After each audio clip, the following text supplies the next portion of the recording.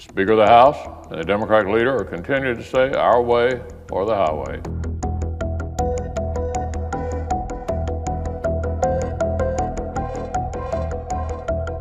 We are really getting an understanding of each side's position.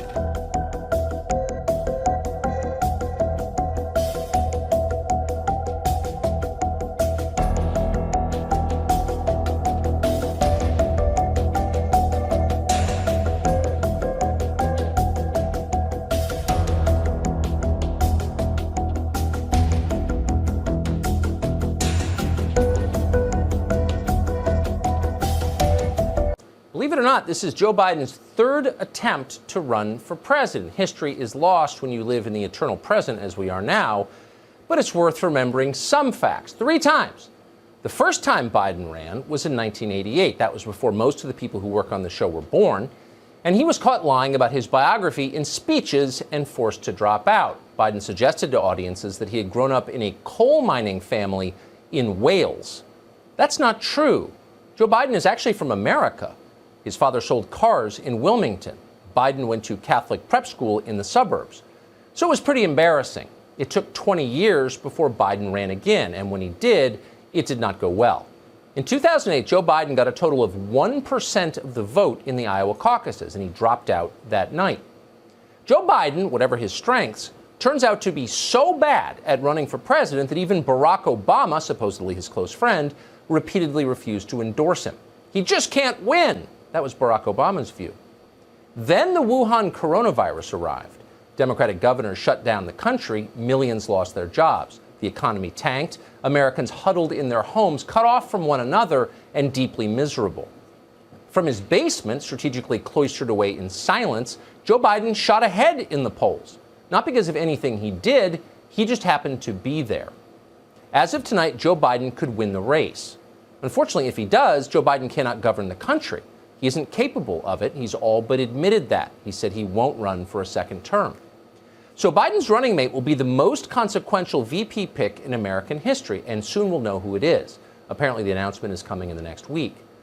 As of tonight,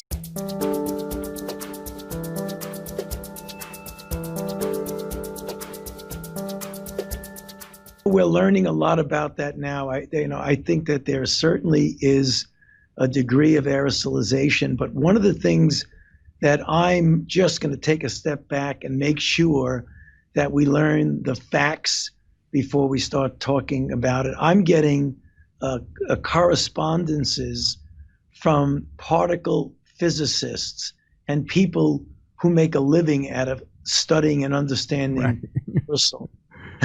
Much better than I know about it. And what they're saying is that we have a little bit of a distortion in our understanding of what can actually stay in the air longer. You read the classic literature, and I got to go back and study that even more now and learn from the people who do this every day. We usually say, well, regular particles that are from, coughing and sneezing, they're greater than 5 micrometers. They tend to fall to the ground within 3 to 6 feet.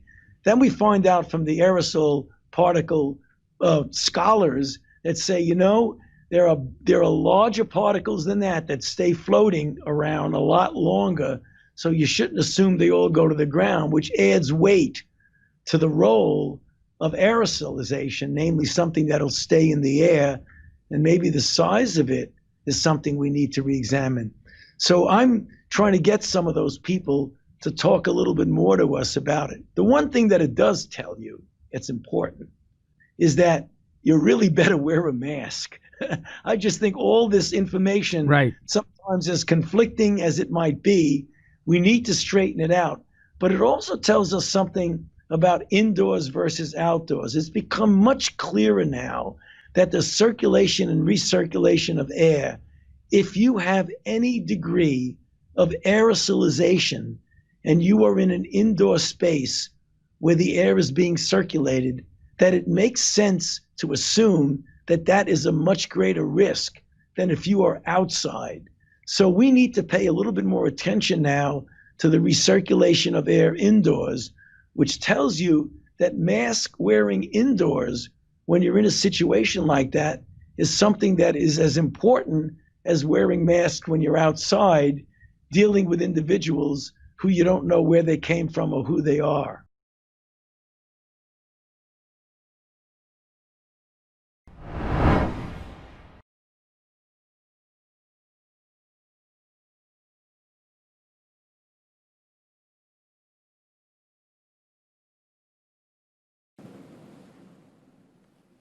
Well, good afternoon. A couple of months back, in fact, on June 1st, we announced with some urgency our concerns about what was happening in Imperial County, California.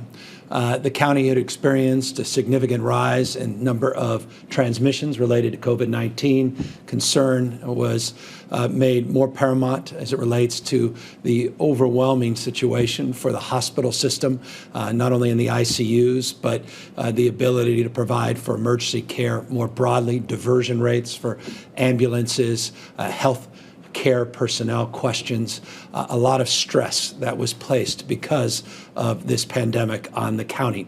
On June 1st, we committed to a new process, a new protocol to help support the county in their efforts. Began the process of decompressing their hospital system. Over 650 patients were moved out of Imperial County hospitals into surrounding and neighboring communities. And in some instances, we even brought patients here into Northern California. We approached our strategy in the county more as a strike team, more as a unified command approach, something you would see more traditionally as it relates to how we organize and construct our approach to dealing with other emergencies like wildfires and the like.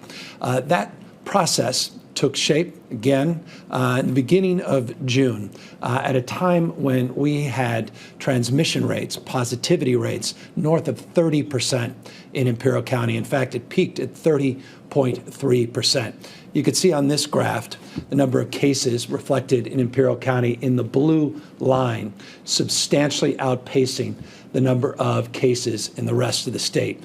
This graph certainly presents itself as a spike in cases in Imperial County. It required a